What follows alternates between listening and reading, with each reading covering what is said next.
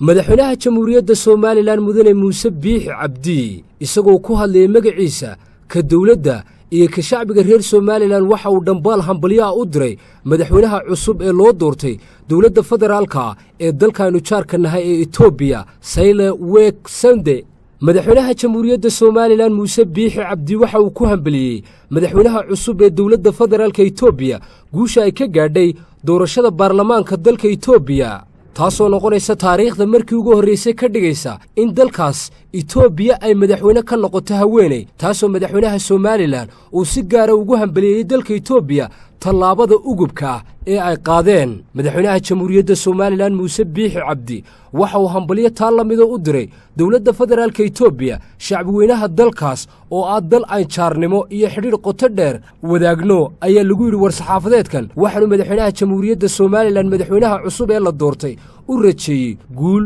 horumar iyo inay halka ka sii amba qaado iskaashiga ka dhaxeeya dalka Itoobiya iyo Soomaaliland ugu dambeyn madaxweynaha jamhuuriyadda Soomaaliland Muuse Biixi Cabdi waxa uu madaxweynaha xilka baneeyay ku bogaadiyay doorkii uu ku lahaa xiriirka soo jireenka ee dalalka Soomaaliland iyo Itoobiya muddadii uu xilka hayay war saxaafadeedkan ka soo baxay qasriga madaxtooyada Soomaaliland ee madaxweynaha jamhuuriyadda Soomaaliland hambaliyada ugu diray dalka Itoobiya waxa ku saxnaa afayeenka madaxweynaha Soomaaliland Maxamuud Warsame Jaamac